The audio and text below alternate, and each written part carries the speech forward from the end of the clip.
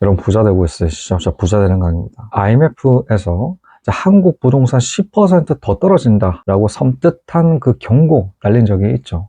자, 그런데 이 10%가 더 떨어지는 그 기준은 2019년 말에 해당되는 부동산 가격이에요. 자, 그 가격보다 더 떨어진다라는 겁니다. 자, 그런데 지금 같은 경우는 2022년이잖아요. 지금 현재 대비해서 10%더 떨어지는 게 아니라 2019년 말 대비해서 10%가 더 떨어진다 예상을 한다라는 겁니다. 그런데 2019년 말이 아닌 2020년, 21년 사상 최저금리 달성했거든요. 유동성이 많아져서 2020년, 21년 상당히 서울 부동산은 폭등을 했습니다. 자, 서울 평균 부동산 가격만 10억이 넘었다라는 그 기사들도 있을 정도였었죠. 그러다 보니 지금 현재 기준으로 IMF에서는 20% 정도를 추가적으로 하락한다라는 예상을 유추해 볼 수가 있습니다. 2019년 말 대비해서 자, 지금 서울이라든가 수도권 같은 경우는 하락했다라고 하더라도 19년 대비해서 본다라면 상승해 있기 때문이죠. 추가적인 20% 하락 예상된다라는 것입니다. 저는 1년 전에 이를 예상을 하고 준비해야 된다라고 말씀드렸습니다. 서울 또는 수도권에 몰려 있는 그 부동산 보유자들,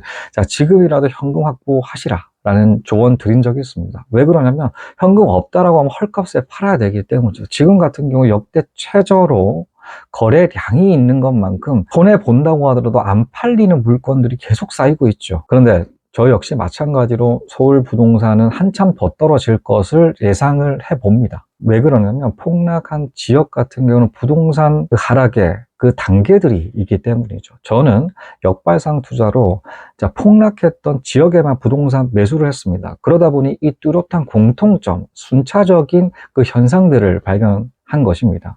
자, 그 중에 하나가 이런 집값이 떨어지고 전세 가격 폭락을 하죠. 전세 가격 폭락을 하게 되면 집 소유주는 전세자가 다 간다라고 했을 때 전세금을 돌려줘야 돼요. 그런데 못 돌려지는 사례들로 경매에 많이 붙여지는데, 자, 지금 같은 경우 서울 부동산 작년 대비해서 상당히 많은 퍼센테이지로 경매 물건 많이 붙여집니다. 하지만 그 다음 단계가 뭐냐면 대다수에 해당되는 전세자가 본인의 전세금을 잃을 수도 있다라는 그 생각들 때문에 다 거의 많은 퍼센테이지가 전출을 신청을 해요. 전세금, 자신이 가지고 있는 전 재산인 사람들이 굉장히 많으십니다. 그런데 전세금 하락하고 역전세가 난다, 집값이 떨어져서 역전세가 달 수 있다는 그 공포감들이 형성이 되겠죠. 서초구 같은 경우는 전세 가격 10억이나 지금 떨어져 있는 상태다 보니까 강남권 위주로 해서 대장 아파트가 거꾸로지는 것을 본다라고 하더라도 공포감 느껴진다라는 부분이 있거든요. 자, 그러다 보니 많은 퍼센테이지가 전세 연장 안 하고 전세금 회수를 요청한다라는 것이죠.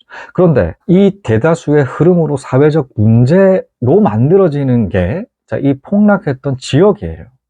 그런데 아직까지 9시 뉴스 튼다고 하더라도 집값 하락에 대한 뉴스만 도배가 될 뿐이지, 이런 전세금 못 돌려주는 그런 사례 같은 경우는 아직 이슈화가 안 됐죠. 사회적 문제가 안 됐다라는 겁니다. 그런데 곧 이게 사회적 문제로 발생을 해서 집단적으로 전세자들이 빠지는 그런 상황들 경험하실 거거든요. 이 순차적으로 이어집니다. 그런 상태에서 건설사 부도까지 이어지는 게 일련의 그 과정의 끝인데, 아직까지 그 순서 안 돌아왔다라는 것이죠. 전세자들이 단체 행동을 해서 이 메인 뉴스에 오르는 그 시기, 사회적 문제로 발생되는 시기는 아직 도래하지 않았기 때문에 서울 또는 수도권 같은 경우는 더 하락세가 예상된다라는 것입니다. 그렇다면 앞으로는 어떻게 해야 될까요? 앞서 1년 전에도 말씀드렸던 그 방법 유효합니다. 현금 확보하시고 어떻게든 전세자를 잡으셔야겠죠. 전세자 빠진다라고 하면 지금 쉽게 차지 못하는 그 구간입니다. 집값이 상승을 해서 전세 가격 역시 마찬가지로 증액되다 보니까 고금리에서 굉장히 부담스러운 시기이다 보니까 전세자 쉽게 안 차. 부분으로 굉장히 오랫동안 공시를 가져가야 되는데, 자, 지금 전세자와 딜 잘 하셔가지고 이 구간 악조건인 상황들을 극복해 가시는 것이죠. 그뿐만이 아니라 두 번째 같은 경우는 부동산 사이클은 다 지역들마다 다 달라요. 저 평가 구간에 있는 부동산들 지금 꿈틀거리고 있거든요. 자, 이런 분양 열기 서울권에서는 굉장히 차갑게 식었지만, 지방 같은 경우는 훈풍 부는 지역들 굉장히 많습니다. 차근차근 이 부분까지 말씀드리는 시간 가지도록 할게요.